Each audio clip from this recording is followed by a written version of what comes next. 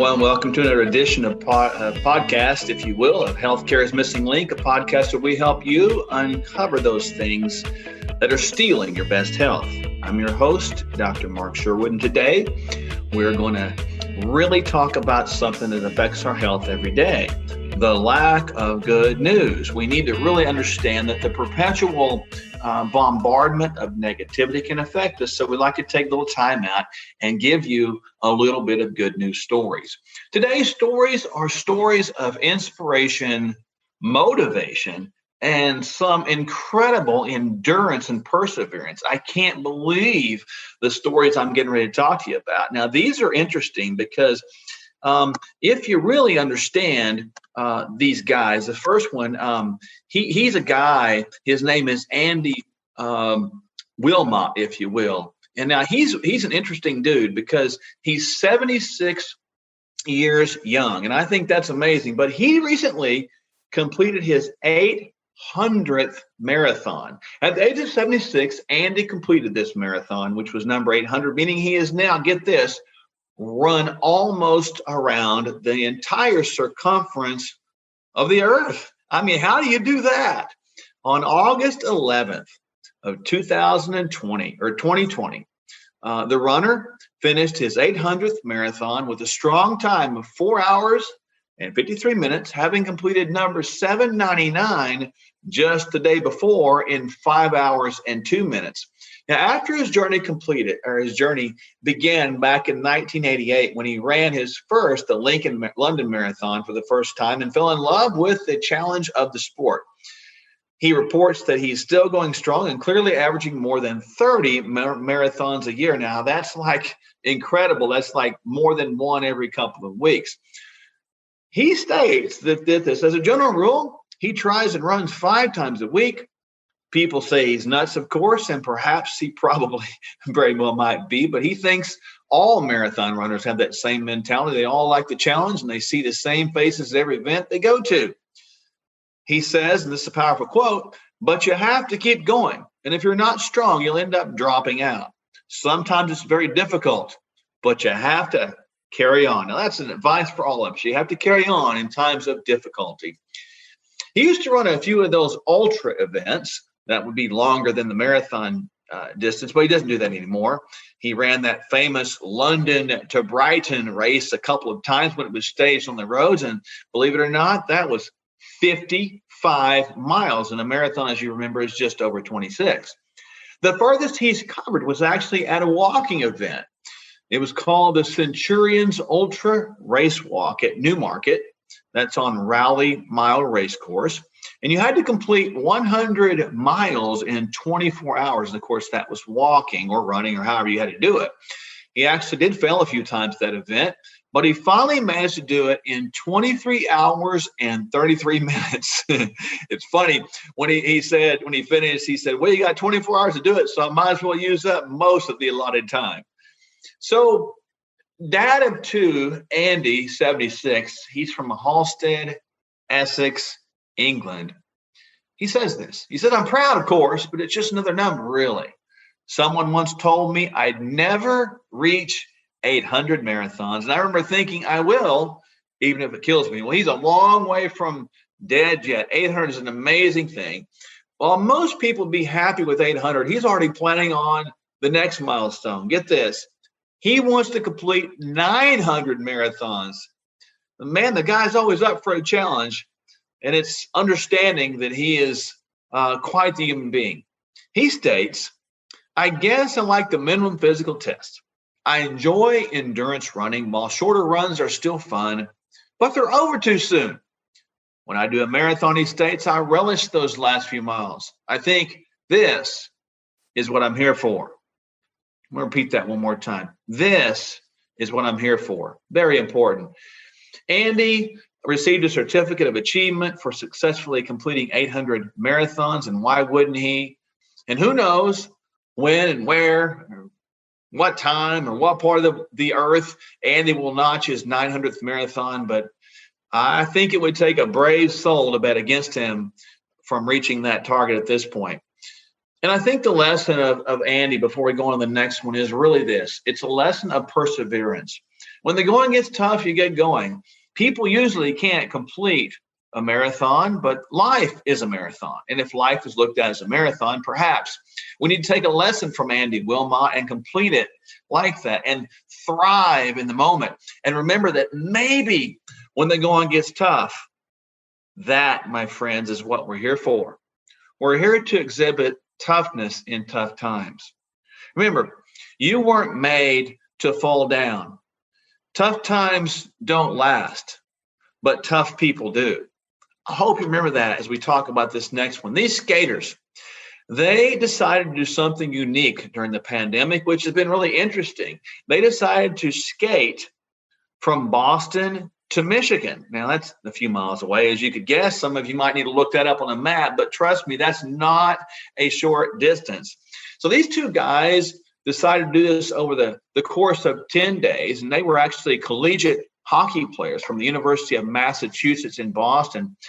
And they traded their ice skates for rollerblades and journeyed this nearly 900 miles from Boston to Lansing, Michigan, to raise money for the American Cancer Society. Again, great ideas come out of the worst times. Great ideas and great concepts came out of the times when people struggle with the world in the worst position. The idea, like many things that have been born out of this pandemic time, started after Jacob Atkins, 21, and Andrew Walker, 22. Each decided to buy a pair of rollerblades. They started rollerblading on a few miles at a time.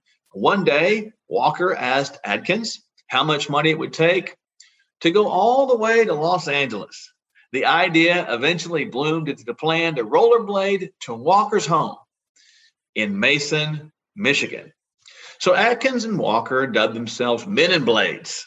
Love that. Remember, they're like the movie Men in Black, Men in Blades, on social media, and departed from the University of Massachusetts, Boston campus at 4:30 a.m.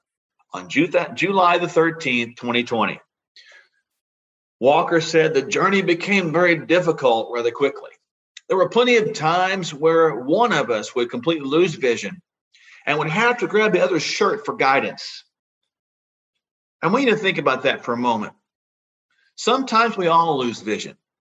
Sometimes we all lose focus.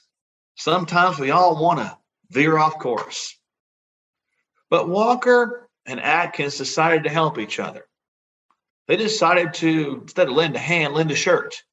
Sometimes you got to latch on to somebody else's shirt to let them pull you along. And sometimes you got to lend your shirt to other people to let you pull them along.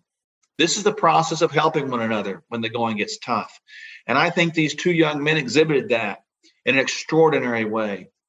The toughest part of this journey really was when they were journeying in one of their last days through Pennsylvania. The temperature was 93 degrees, and they even stopped to sit down for a second when one of them, Atkins, collapsed and passed out while sitting on the side of the road. Well, Watkins was there. Walker said he convinced himself that he even had vertigo for a few days, with the persistent hills and heat of Connecticut and Pennsylvania being the most challenging. Are the ones that I'll remember the most, and that will humble me for the rest of my life. I'm going to read that quote one more time, and I'm going to make an application again, along with the application we've already made about helping one another, lending your shirt and your hand, if you will. The toughest moments throughout the journey, this could be paraphrased, the toughest moments throughout life are the ones that I remember the most. And those are the ones that will humble me for the rest of my life.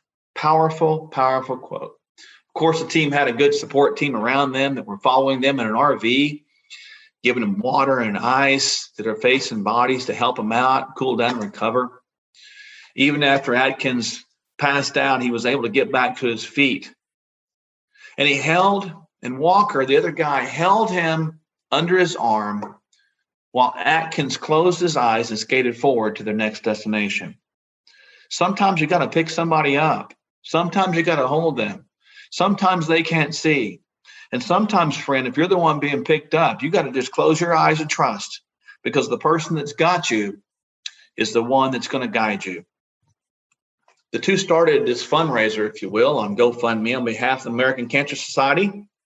And as of the date of this podcast, they've already raised over $25,000. They're hoping that their fundraiser will exceed or reach its goal of $100,000. Amazing. Truly, cancer has affected all of us in one way or another. We both and all have seen, as Atkins and Watson says, that we've all seen up close the struggles and can't imagine having to fight this horrible disease in the wake of this even pandemic. But they wrote, being collegiate hockey players, we wanted to find a way to help those in need by doing what we know best, skating. Pretty powerful.